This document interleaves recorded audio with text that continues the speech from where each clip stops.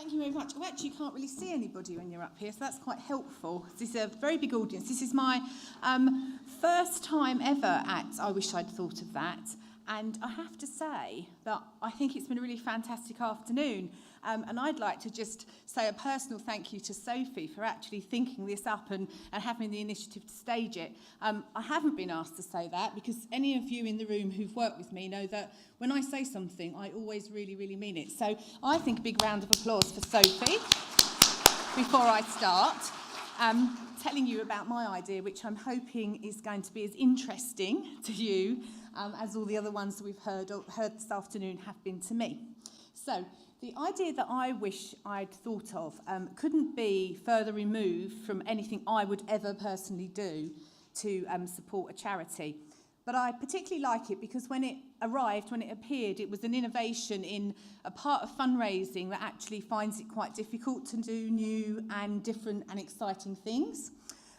Like lots of good fundraising ideas, it came to us from across the Atlantic, but actually it was the brainchild of two Englishmen who actually were living. One of them was living in America and the other one went over to America because they actually felt that they would have more chance of getting this idea off the ground in the States rather than in the UK.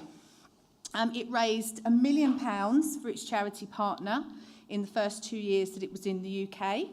And in the 5 years that it's been delivered globally, it's raised over 500 million. It's raised £5 million. In 2012, when it started, there were 3 events in the UK, and by the end of this year's season, there will have been 16 in the UK.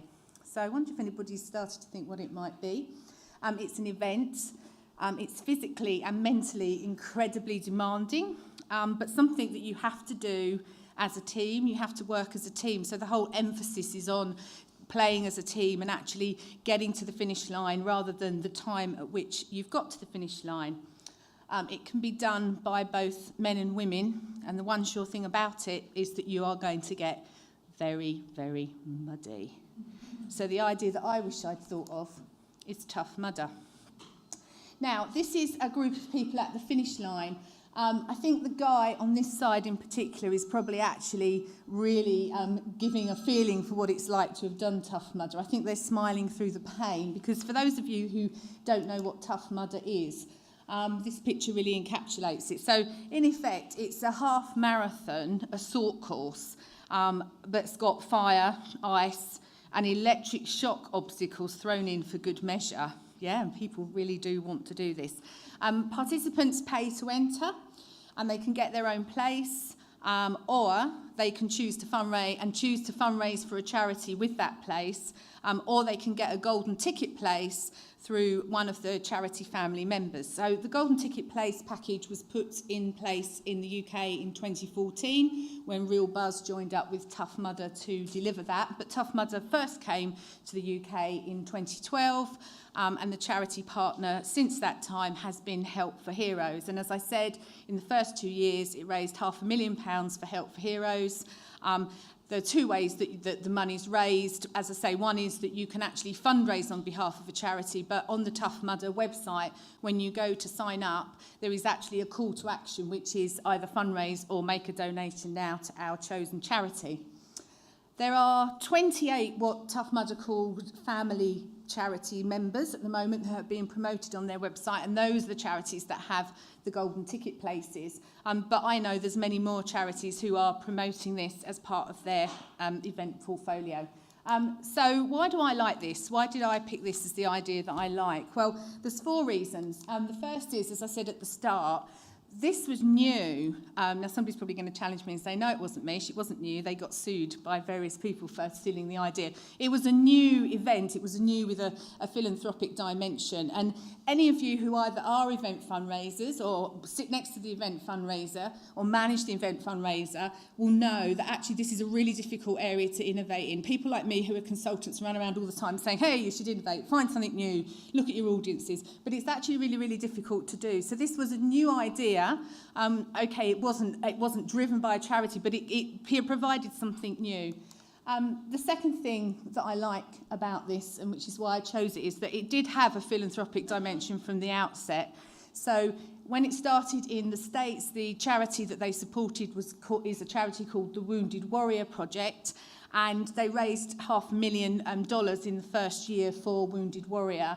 And you can see that the banner across the bottom here is a takeout from their current website, where they're talking about 2 million mudders, which is what you're called if you do Tough Mudder, have crossed the line. And here's one of their stories, and they're actually featuring a guy who does this assault course dressed as a bear, because he raises money for Animals Asia. So from the outset, it did have that philanthropic dimension to it. I also like it because it's built on a value set. It's all about, if you visit the website, and I've spent quite a lot of time on their website over the last few weeks while I've been preparing for today, and it's built very much on a value set, which I think actually are the sorts of values that, as fundraisers, as people that work in charities, of people that are promoting philanthropy, are absolutely critical. So the idea that you can actually achieve more in a team than by yourself, the idea that you have to act selflessly, that you have to do something that helps someone else.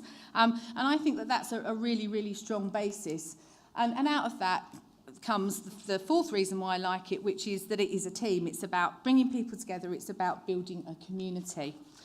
The final thing is that it dares to be different. So this really is wacky and crazy and mad. When you read about it, it makes me actually feel quite ill just reading about it. I just think it's the most wild challenge. But it dared to be different, and it dared to be put itself out there. So 4 things that I think we can learn from Tough Mudder and apply to any of our fundraising, not just event fundraising, any of our fundraising. So the first is, how do we respond to our external environment? So Will Dean, who is the guy who actually thought this up in the first place, it was born out of various things that he saw observing around him in America where he lived, which was firstly that people were more after an experience, that they couldn't commit for it to be in, say, a sporting team. He also wanted to react against the sort of hyper-competitiveness that he saw, and he wanted to make running, which was one thing that he'd done, a less solitary sort of occupation or activity. So, and he saw a gap in the marketplace for what he thought would be a tough but not impossible challenge. So how many of you spend much time looking at your external environment? Put your hand up if you've done something in the external environment in the last week.